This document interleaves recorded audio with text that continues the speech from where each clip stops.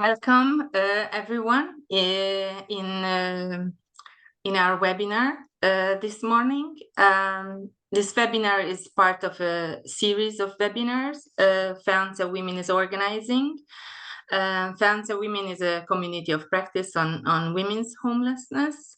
And you can watch the previous webinars on the FANSA website.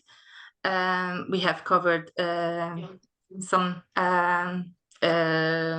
topics related to women's homelessness, including motherhood and advocacy. Feel free to get in touch with us. We are curious about your feedback, and if you have any suggestions for topics and themes or good practices that you would like to present in a webinar. We are waiting for the participants to arrive. Maybe a few more minutes and before we start.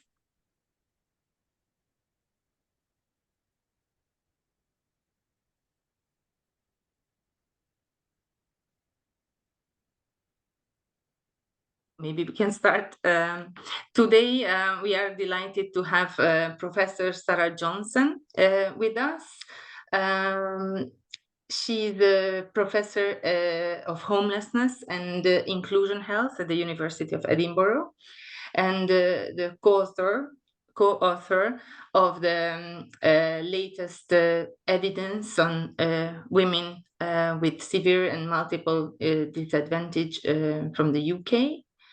We are very delighted to have her with us.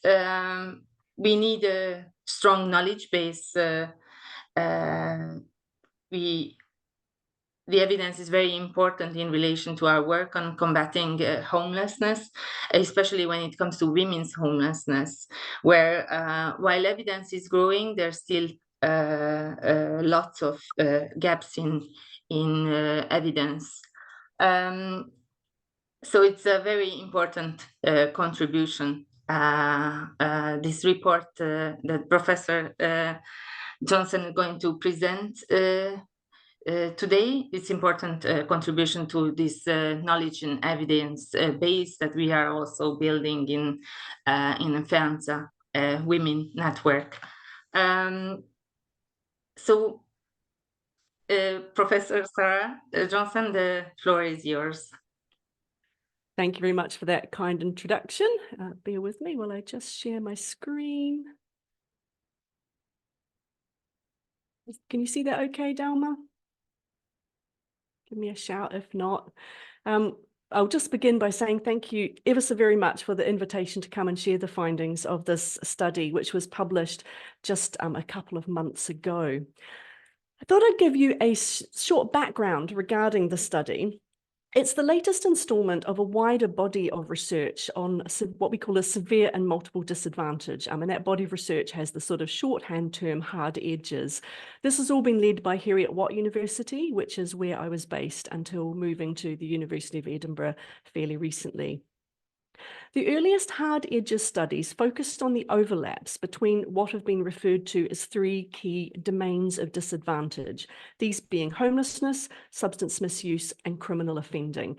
And so when we use the term severe and multiple disadvantage, we are basically meaning the combination of those three things in particular.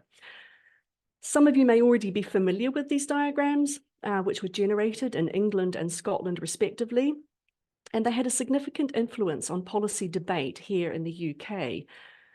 Essentially, based on administrative service use data, they showed that within a single year, around 58,000 people in England and 5,600 people in Scotland used homelessness, substance misuse, and offender services. So that's essentially the people in the middle sectors of those Venn diagrams. Whilst the studies didn't focus on gender explicitly, it was noticeable that the vast majority, in fact 80% of the people in the middle sectors of those diagrams were men. And that is, of course, no surprise given the inclusion of offending as a criterion. as women are, of course, much less likely to interact with the criminal justice system. So for context, women comprise only 4% of the prison population in the UK and account for around 15% of all arrests. When we dug down to look at what the data told us about the women in this cohort, it was clear that they were much more likely than their male counterparts to have experienced particular forms of disadvantage, such as having extremely poor mental health, having very few or no formal qualifications, or being survivors of domestic violence and abuse. And so the Lankelly Chase Foundation, who had funded those original Hard Edges studies, commissioned us to do another study focusing more explicitly on gender. Known as the Gender Matters study, that used public survey data to explore the prevalence of severe and multiple disadvantage, those different domains, amongst both men and women in England. It also considered other forms of disadvantage, these being poor mental health and experience of domestic abuse, along with a whole range of other adverse or negative life events and deprivations. The headline finding from that study was that nearly half of women in the general population had not experienced any domains of severe and multiple disadvantage, but that a small percentage, shown at the bottom of that inverse pyramid, experienced all of them and lots of other difficulties as well. Another key conclusion from that study was that the different types of disadvantage coalesce or join together in very different ways for men and women. And so the Oak Foundation commissioned us to do an additional study focused on the experiences of women much more explicitly, and the woman in the middle of those diagrams that I showed you earlier. And that's what I'm going to focus on today. The study was underpinned by a number of research questions. I'll not go and read them all, but you'll note that they focus on the impacts of overlaps between different disadvantages on women's experiences and the way that services respond to them or not, as is sometimes the case. And we also wanted to explore what we can learn from what has and hasn't worked well, missed opportunities for intervention and so on, all with a view to informing policy and practice. Rest assured, I won't go boring you with a lot of detail about research methods, but the key thing to note is that the study was purely qualitative in nature, meaning there were no numbers involved, just lots of conversations with some truly remarkable people. We used a case study approach and did the bulk of work in 4 cities, including one in each of the 4 UK jurisdictions, these being Stoke-on-Trent in England, Glasgow in Scotland, Swansea in Wales, and Belfast in Northern Ireland. And we recruited 2 agencies in each city, ensuring we included representation across relevant sectors, so including homelessness, substance misuse, criminal justice, and violence against women and girls, as well as both women-only and mixed-sex services. Study comprised 2 main phases. In the first, we interviewed 60 women with current or recent lived experience of severe and multiple disadvantage, and we gave them the option of participating in a traditional semi-structured in-depth interview about their life experiences and service use, or drawing a timeline of events, which we then used as a basis for our conversation. And I'll show you a few examples of those timelines in a minute. We also did a series of focus groups with frontline staff representing relevant sectors across the cities. And then what we did is we analysed all of that data and presented the headline findings to key stakeholders in strategic roles across sectors. And we asked them for their reflections regarding what can or should be done in response, and what, if anything, might facilitate or inhibit such responses, make them sort of easier to operationalise or to get in the way. And these conversations were held via a consultation roundtable in each city and a series of one-to-one interviews with key actors in relevant policy sectors who were operating at the national level. So I'm just going to show you a few of the timelines to give you a flavour of what they looked like. So this particular woman identified a number of formative period and critical junctures in her life. She talked about quite extensive experience of sexual and physical abuse in childhood, then talked about the arrival of her children, the first of which she had really quite young, and then she lost some of those children into care. They were taken into state care because she was in abusive relationships at the time. She talked then about how that prompted what she described as a slide into the use of drugs, heroin and crack cocaine particularly, and also homelessness. And she attributed that to the sort of loss of her children largely. She then talks about a period where she did okay, then she relapsed in terms of her substance misuse. When I spoke to her, she was actually doing really well, and she was engaging with services, which she was finding really helpful, and was really strongly motivated by the prospect of regaining contact with her children. This woman wrote us an absolute essay. It was a very long interview. She provided a lot of detail regarding the challenges she had experienced growing up, extensive engagement with substance misuse and interactions with the criminal justice system, multiple abusive relationships, and she talked a lot about her experiences of services, both good and bad experiences. Some women chose to present a more sort of pictorial representation. This woman identified a key point where she engaged with one particular service, which was a service for domestic abuse survivors. And she basically split her experiences of pre-engagement with that and post-engagement. And she talked about, a real lack of opportunity prospect and a lot of negative experiences before, but much more optimistic prospects given the help she had received. This particular timeline looks very complicated because it was. This woman's experiences were quite challenging to unpack, shall we say. It was an absolutely brilliant interview. She provided it in a colored-coded form, wherein the purple relates to domestic violence, red mental health, the light blue homelessness, green substance misuse, and the orange her engagement with the different services. I've redacted the names where she's identified particular individuals, often former partners. She started her timeline during adulthood because she said her childhood had actually been okay. What she described as her, I quote, a descent into chaos was prompted by the first of a number of abusive relationships. These were interspersed with really quite serious mental health issues, including periods spent in psychiatric hospitals. She said she'd sort of always been a drinker since being in her teens, but was introduced to drugs, particularly heroin and crack cocaine, by partners, and it had a lot of challenges associated with that. She also described a lot of really complex interactions with services, including social work. Some of these interactions she had found really supportive, others not. The report gives really rich insight into individual women's life histories, hopes, and heartbreaks. And I can't possibly do justice to their narratives today, but what I can do is give you a flavour of the overarching themes. So the first of these themes relates to the impact of intersecting disadvantages. On this, the study provides compelling evidence that while some of women's experiences echo those reported by men, many aspects of their roots into and experiences of each of the primary domains I talked about are highly gendered. Experience of hidden homelessness, and sofa surfing in particular, was almost universal.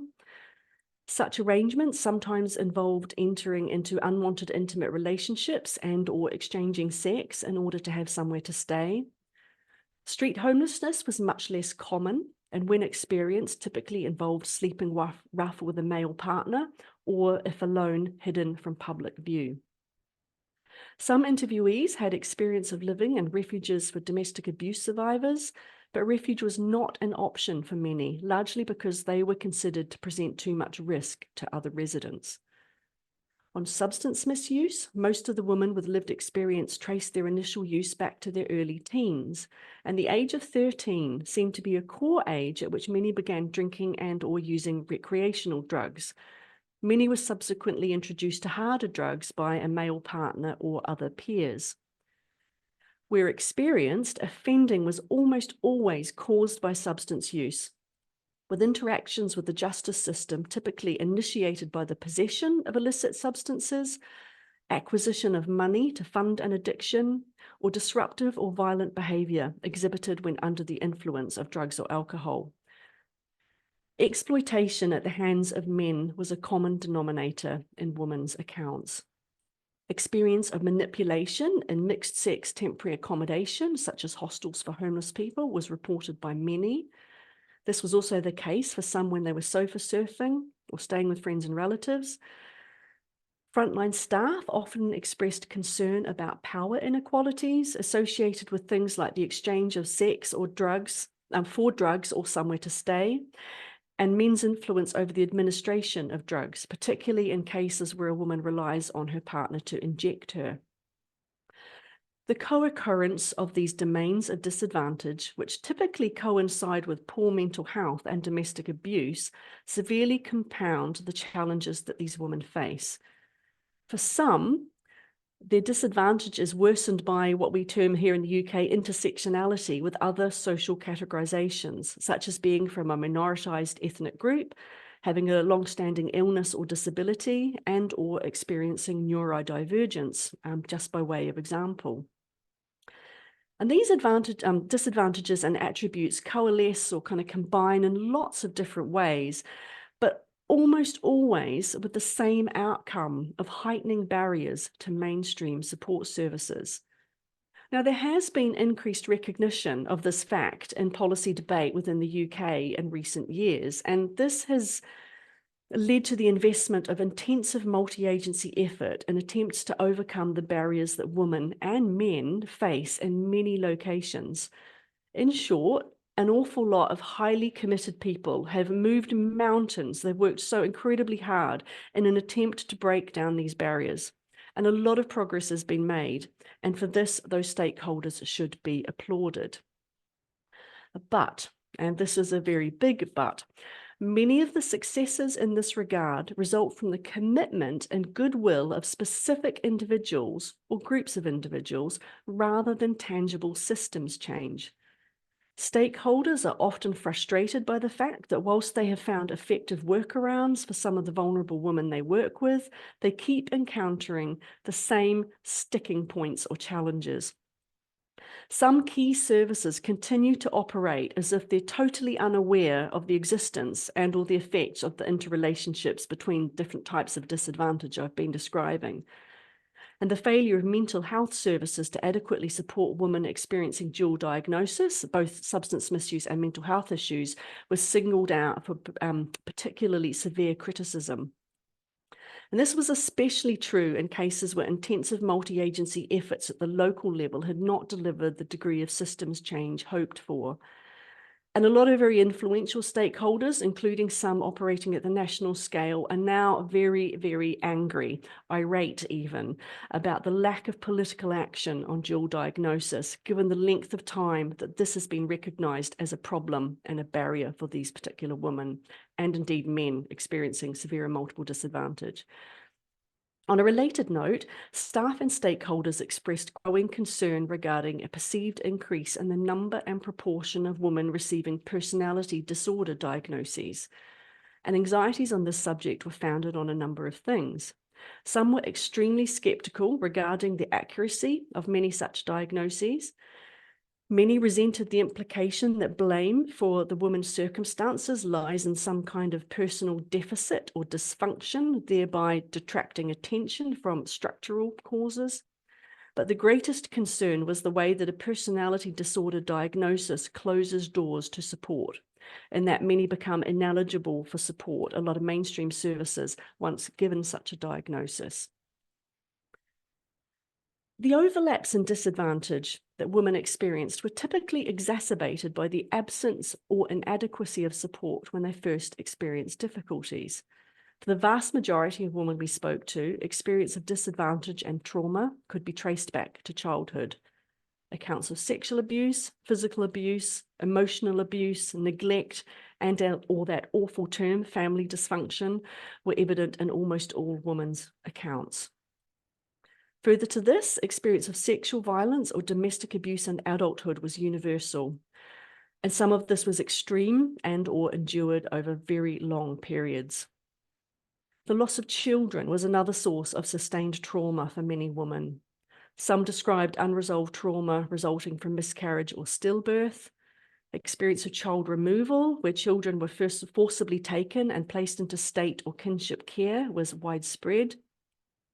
And a lack of support in the lead up to, during, and after child removal was another key feature in many women's accounts. Many of the stories shared are absolutely harrowing, and to forewarn you, the report doesn't hold back in documenting the horror that these women have endured in quite raw detail. I have been told it's a really difficult read, but it also highlights the strength, courage, and resilience of the incredible woman that we spoke to. In addition, the study draws attention to numerous missed opportunities for intervention, when more or different types of support at critical junctures may have prevented further disadvantage and or reduced the severity of its effects. So key junctures, or so-called red flags in inverted commas, which highlight problems, included things like problematic drinking and disruptive behavior when at school, particularly given that this can be indicative of experience of sexual abuse or exploitation. Leaving state care at age 18, after which point many young women report feeling adrift or abandoned. And also transitioning from child and adolescent to adult mental health services. Some women likened this to falling off a cliff, given the reduced intensity and increased conditions attached to support. And the removal of children or the threat thereof was another critical juncture, given the associated trauma and lack of support at the time. The study lends further weight to existing evidence suggesting that the support needs of women are very rarely obviously and or immediately visible. Rather, their difficulties often only come to service providers' attention when they are in a crisis situation. And in more extreme cases, not until involuntary intervention is triggered because, for example, they've been hospitalized, arrested, or their children have been taken into state care. Some women will go to extreme lengths to conceal or downplay the severity of their circumstances. And a number of their actions, such as remaining in abusive relationships or exchanging sex to retain access to shelter and or drugs, to name but a couple of examples, can expose them to additional risk and perpetuate or prolong their experience of disadvantage. Some women actively avoid seeking or are wary of accepting offers of help for long periods of time. Many women worry about the consequences of disclosing vulnerabilities for their current or future access to their children. In short, they don't want social services to know if or when they're struggling with things like relapse, suicidal thoughts, or domestic abuse, for example. And many actually have little faith in social services themselves, as they felt that social workers let them down badly when they were children. Some are extremely fearful of the prospect of encountering men in mixed-sex services, and some absolutely will not use these, especially hostels, even if that's all that's available to them. Some do not want predatory men finding out they're homeless, given fears that they'll be targeted for exploitation. Some are deterred or forcibly prevented from accessing support by a partner. And lots avoid services because of prior negative experiences, often because of the behaviours of other users, particularly but not only men, or the fact that interventions haven't been that helpful to them in the past. Also, most are acutely aware of the extent to which their lives deviate from social norms around things like femininity and motherhood in particular, and they assume that they will be judged by professionals in highly stigmatized ways. On a rather more positive note, we found clear evidence that pockets of good practice do exist as regards the provision of trauma-informed support. We were also alerted to lots of examples of effective gender-informed support, albeit that this was noted to be less well established and is less readily available. And in fact, the availability of such good practice was likened to a postcode lottery, and that it's highly variable in different places. The limited availability of these services and tendency for many statutory services or sort of state-funded services to cater for one domain of severe and multiple disadvantage only, that is homelessness or substance use or mental health, mean that many women feel shunted or kind of passed backwards and forth between services, often with little or no support to navigate service networks. It's also notable that most women have little, if any, control over the timing and appropriateness of responses. So the likelihood of receiving a genuinely helpful intervention usually depends on the capacity, expertise, and/or attitude of service gatekeepers and case managers, as well as the local availability or absence of services which offer support appropriate to an individual's needs.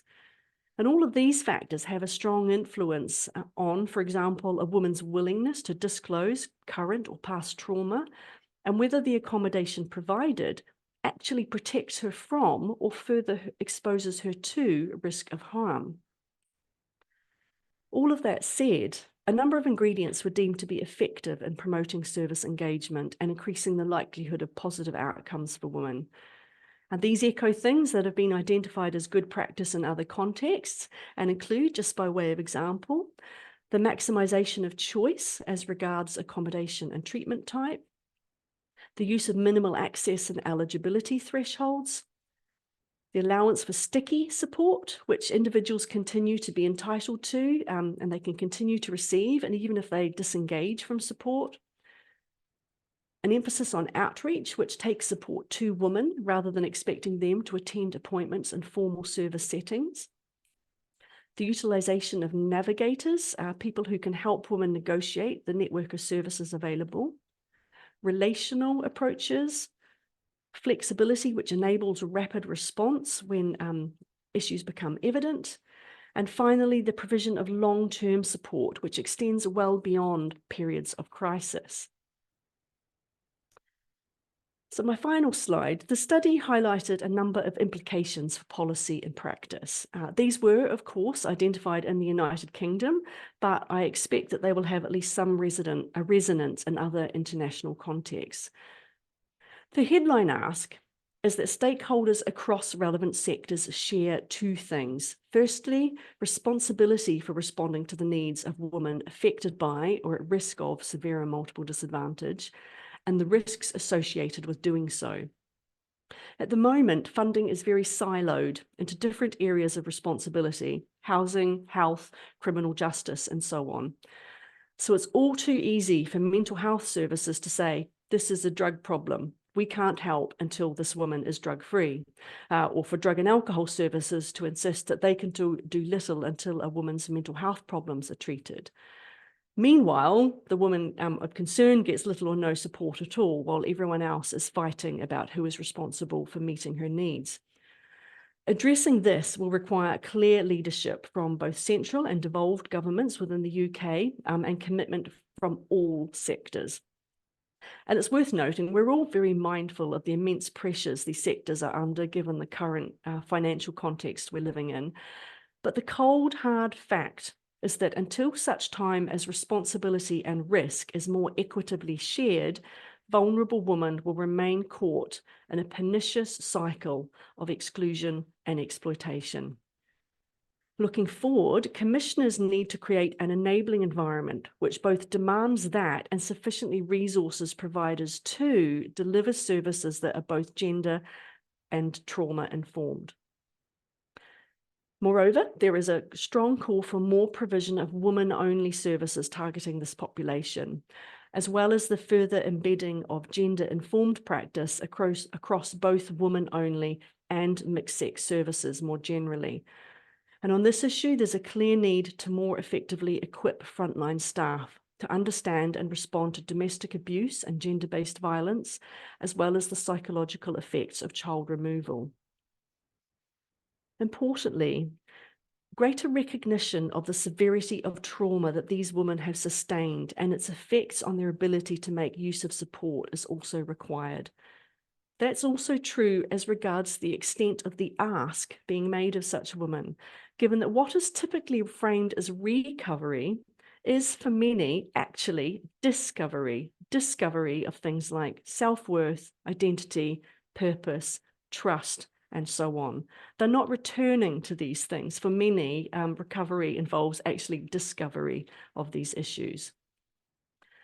The report challenges us all to challenge systemic tendencies which punish women for doing things like self-medicating with illicit substances when they're being denied treatment for mental health problems, for succumbing to relapse when relapse is a recognized stage in the recovery process, and or for finding themselves in yet another abusive relationship, given that many of these women remain a target for predatory men long after their homelessness is resolved and or they're making progress on their recovery journey. Finally, there is clear appetite for a shift of emphasis from crisis intervention toward prevention, albeit that few stakeholders are optimistic about the likelihood of this happening in the current fiscal context, with public sector providers facing very extreme funding cuts here at the moment. But resource issues aside, the study has highlighted some key areas where investment in prevention might at least be most fruitfully targeted. I'll end my musings on that note, other than to say, if you're interested in reading the report and accompanying summary, you can download it from the Heriot-Watt website free of charge. Thank you very much for your attention. I will stop sharing my screen and welcome comments, questions, and reflections. Thank you very much, Sarah, for this great presentation and report. It's a very rich report, as you say. It's also a very heavy report, not an easy reading, but I encourage everyone to read it. It's also full of case examples and testimonies and the timelines also Sarah shared in her presentation. I would also like to I will going to try to share the link in the chat later on, but I would also like to invite you to send us your questions and comments. It can be in the question and answers box that you find in the Zoom settings, or send your question in the chat. We have still some time to answer your questions. It can be follow-up question specifically on the report, or any other questions you would like to ask from Sarah. We already have one question. I don't know, Sarah, if you can read that. I can see that, yes. I wonder if women mentioned receiving any support in relation to their experiences of exchanging sex or sexual exploitation. The answer is yes, absolutely. But the extent to which the different cities had bespoke services focusing on that varied somewhat, and the expertise of the services delivering those also varied. And it's worth noting, actually, where on the particular issue of sexual exploitation, where the police were integrally involved in the kind of multi-agency conversations around how best to meet the needs of these services, we noticed particularly positive outcomes and really effective joint working, because in part because sexual exploitation, commercialized sex and so on were being recognized, and it was sort of reducing some of the stigma attached to that. And so where you had very senior police officers involved in those conversations around those multi-agency forum tables, their greater levels of understanding and compassion around responding to these women was filtering down to frontline officers in a way that was being positively received by the women. They were less likely to see the police as the bad guys who are out to criminalize them, but more likely to see them as a potential source of protection and support. So that had been really, really constructive. I think so. The report itself doesn't focus explicitly on the effectiveness of any of these individual services, but certainly they were key players in the service landscape that the different services were, that the women we were speaking to were engaging with. Right, next question. In terms of prevention, what do we need to focus on and prioritize? I would say those critical junctures that the report identifies. So things like where girls are behaving in ways that suggest they could potentially be victims of sexual abuse or exploitation at school. When children are leaving state care, that certainly in the UK, that transition is just really inadequate. You know, we still have situations where some young women and men are basically being sent down to their local council with a black bin bag containing their possessions being told to report as homeless. It's just not the best way to respond to their needs by any stretch. So that's another critical juncture. The transition from children and adult to mental health services, and a key one would be around the loss of children, because, and I think that was a really potentially influential finding of this report, that these women were really unsupported. Often they were having children taken into care. They were then presenting at homelessness services because they'd lost the accommodation they had. And no one even thought to ask the question, do you have any children who are no longer in your care? So a lot of these women are utilizing services, and the people supporting them are completely unaware of the trauma they've just sustained. And you think, what's that about? How have we got into that situation? So there's very particular forms of trauma being really just not even recognized, and certainly not dealt with. And it sits with these women for a very long time and has a profound influence on their quality of life and general well-being, and ability to engage with services in a way that's potentially quite more constructive for them as well. So I think that's another area I think we could prioritize. I can't go as far as saying what actually those particular interventions would look like. I think that's for other research, or practitioners are probably in a much better position to provide kind of specific guidance around what they look like in practice. I'm just working down the list of questions, and then will I go to the chat, Dalma? Does that sound like a good plan of action? Go ahead. Yeah. I don't know what the best strategy on this is. Keep them coming, please.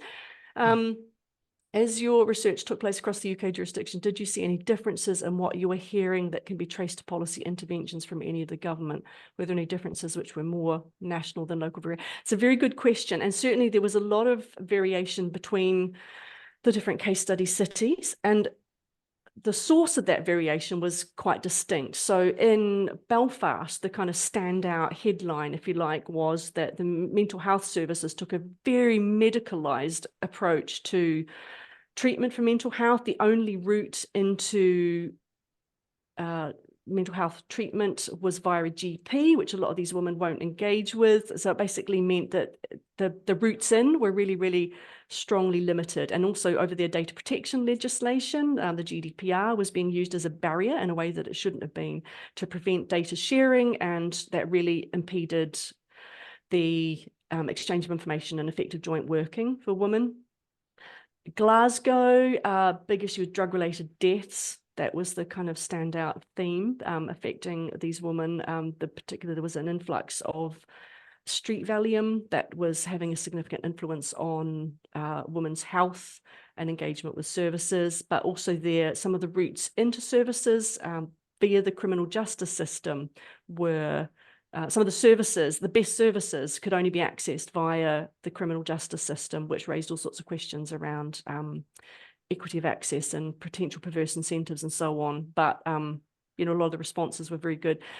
In Stoke, the key differentiating factor then was around drugs markets and a proliferation of a particular drug known as monkey dust, which made the women using this particular substance behave in incredibly erratic and often highly sexualized ways, which had a really negative effect on the way services and the enforcement agents were interacting with them. It was a massive challenge for these services to deal with. And in Swansea, I think the key thing that stood out was just how incredibly effective some of the joint working was, in part because they had key players like the police around the table, and a lot of individuals who were just prepared to set aside processes and procedures and find ways of doing things, often by circumnavigating the correct, if you like, way of doing things. They just made things happen. So that was a standout thing. So again, a lot of variation. A lot of the differences weren't necessarily around sort of national legislation differences. It was how things were being played out on the ground at the local level. So I hope that answers your question. Let me just scroll down here. Bear with me. Do we have the relevant data required to influence change and a shift towards a more preventative approach, or is this a gap where we need to do better? It won't surprise you that as a researcher, I'm always an advocate of more data. I think what we have some sense of the scale of the population we're talking about here in the UK because of the work we've done on this. Do we know about the scale of need at different points associated with those particular critical junctures? No, I don't think we do. I do think we need to do better on data here. There's a lot of push towards improving data linkage between criminal justice, health, and housing services. And it's really, really hard. Trying to get the permissions and so on to do this is just incredibly difficult. It takes an awfully long time. When it is successful, it's just really enlightening. There's been some success in that regard, but we need to push forward on that. Certainly, I do think data linkage would certainly help on that. But again, I think, in addition to that, we need local intelligence as well, and that can only come from conversations with people who know what's happening on the ground. I'm now going to skip to the chat, so bear with me. Yeah, I also have a question, Sarah, if Go you because your research was with the aim to inform policy and practice, and I was wondering what were the responses to your research in the UK, especially in relation to your recommendations to system change, and in particularly different across different sectors. That's a great question. Very happy to answer on that. There's been a high level of interest in the report. I've done a lot of presentations in lots of the relevant sectors. There's been a huge amount of interest in kind of housing and homelessness, obviously, also sort of drug and alcohol treatment services, lesser extent criminal justice, still trying to push on the mental health issue. I think trying to get health to the table on some of these issues is just incredibly challenging for all sorts of reasons. It's partly ideological, but mostly financial, I think. But there's been also some interest around from lawyers. I recently presented at the Housing Law Practitioners Association. So I believe the findings are going to be used in litigation, supporting women to gain the kind of legal entitlements they should have around provision of housing where that's been denied. So it should be useful in that.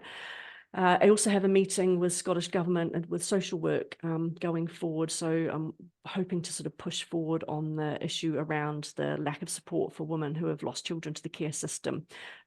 This is something that there doesn't seem to be a huge amount of engagement between the different relevant sectors and social work on that particular issue, or indeed any of the others, actually. So I'm hoping to instigate some conversations around that. So high level of interest. The hope is that it will lead to change. There's been a lot of talk around systems change for some years over here. I think nobody denies that it's needed. The issue is, how do we actually do that in practice, particularly when you've got some sectors that are less willing to come to the table on it. And I think part of the rationale behind that is we have the lack of cost evidence. We know, based on some of the evidence on Housing First, for example, internationally, and there's a little bit in the UK, but not a lot now, that that has potential to, the investment of intensive, flexible, relatively unconditional support for this particular cohort can lead to really positive outcomes and has potential to save money in the long run. We don't have the equivalent scale of data. We don't have a lot of data on that here in the UK, and at the moment it's too easy for mental health sectors particularly to say, well, show us the evidence that it's going to save money. Meanwhile, it's often housing footing the bill. It's the housing and homelessness services that end up, we use the term carrying the can. They're the ones that are kind of dealing with the fallout from failures in other sectors. And that's been increasingly recognised, but there's still not been an awful lot done about it. And I think part of the answer on that is we need to produce more evidence on cost benefit. Unfortunately, I think that the case on the kind of moral case has been one. There's a huge amount of evidence around, and I think this report adds to the qualitative evidence around the kind of depth of despair that failures in this space cause. But until we have something with a pound sign or a dollar sign in front of it that's really compelling, it's too easy for people to disregard it. Sorry, that was a very long, waffly answer, but there's a lot to say on that. It was very clear. Yeah, well, thank you. We also have two questions in the chat box. So one is, does the report include any details of the workarounds individuals or services have employed where official systems pathways have not worked? Yes, people were a little bit not devious, but they didn't provide a huge amount of detail of what happened in that regard, because sometimes they were working out with the typical systems. But basically what it took was someone in a position of power to say, look, let's just disregard the usual process and make it happen. And I think in some ways COVID helped on that particular agenda, that when we had no alternative but to do things differently, because, you know, otherwise people would die, lo and behold, suddenly lots of these rigid systems did become more flexible. Some of those flexibilities have remained, but as the cost of living crisis and so on has kicked in, a lot of them have been clawed back, and systems used in a way that denies people services or makes it harder for people to access services, which reduces the kind of scale of what's being provided and therefore reduces the cost of provision. We've been sitting watching it happen. It's really disappointing. Yeah, so I can't provide any specific workarounds. I think what it takes is people who have the power and authority and will to do it. The problem with relying on those individuals is that all it takes sometimes is someone retiring, moving on into another service, and all that hard work can be gone. You know, I saw it, for example, with the Housing First Scotland Pathfinder here a few years ago. You know, one particular housing provider was just absolutely, totally behind Housing First until the chief executive retired, and then it wasn't. And suddenly that presented a massive challenge for the support providers in that particular area. And, you know, you can see it happening in other sectors. So we need systems change in order for this not to become an issue of luck. You know, if I were one of these women needing a Housing First intervention or some other intervention, the likelihood of me being able to achieve that shouldn't depend on whether or not my Housing First support worker happens to get on with the local housing provider and or you know, has pals working in the local drug and alcohol treatment team. It should be kind of a systematic, you know, I use the word right, but I use that a little loosely. It shouldn't come down to luck and personality. Yeah. It should just happen. Absolutely. We have another question on peer support for women. Are there any mention of peer support for women in the areas? How the women professionals felt about that? Oh, Jenna, that's interesting. There wasn't a lot of examples of it in the areas I was in. And there were a few questions around where it's best positioned and how it's best operationalized. So I don't know if I can provide a huge amount of answer, a detailed answer on that. But in Swansea, there was one of the drug and alcohol treatment services had a women's group, which was extremely well supported. And certainly the woman we interviewed spoke very highly of it. They found that a really positive forum. It was quite a long-standing group, and there were kind of long-standing relationships there. The staff team, it's also worth noting, had been quite consistent within that, which isn't always the case in some of these services, given insecurity of employment and the kind of contract culture that services operating in. Often, you know, services come and go, so that creates a huge amount of insecurity. But where the service was able to provide security and a safe space for these women, that was really, really positively received. Didn't really see any examples of kind of peer support programs where, you know, women were buddied up with someone with lived experience, for example. So I couldn't really comment on that. But certainly there was a sense of camaraderie in that particular group. But, you know, doesn't always pan out like that. There was also some degree of, you know, some of the relationships were rather more volatile within some of the services I were in, and had to be carefully managed by the staff.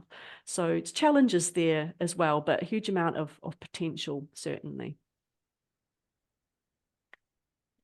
Maybe following up on that about peer research, peer-led research, and participatory research methods. Have you been involved in such a research? What's your experience with that? I think they're absolutely great if and only if they're resourced properly. That would be my one thing. There's a real push here in the UK. I presume it will be the same in some other context for funders to say, you know, you must include peer research, but they don't provide the degree of financial resource and or flexibility that you need to do it well. It's absolutely imperative of where peer research is done, and I do believe that it can bring many, many benefits, but it absolutely has to provide the degree of support that these peer researchers need. And it has to be flexible enough to enable them to engage, disengage, encounter the kind of issues and ups and downs of life that, life throws at all of us without the task of being involved being a pressure to them.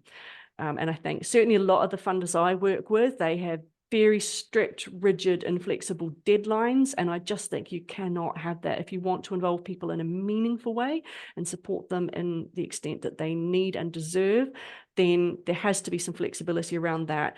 And the funder has to fund adequately for these people to have the level of support and training and support that they require in order for them to do it safely. And certainly there's a number of organisations here in the UK have vast experience around this. So Groundswell, based in London as well.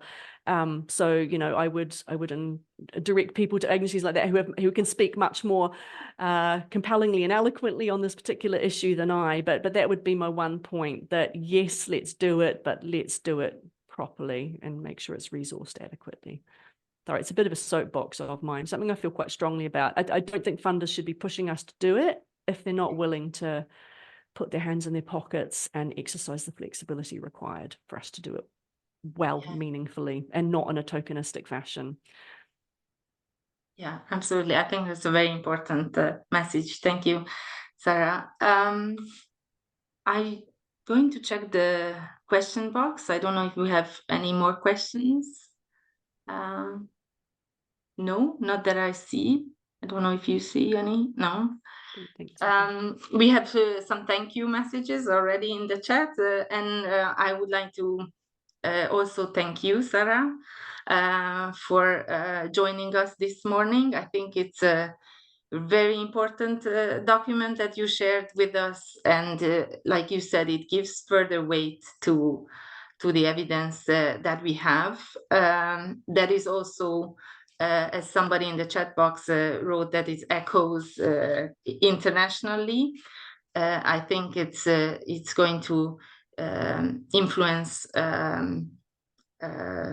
our work beyond the UK, and it definitely has a resonance in the international context. I know that we in France are definitely going to use the evidence to advocate for system change that you described as well. So thank you very much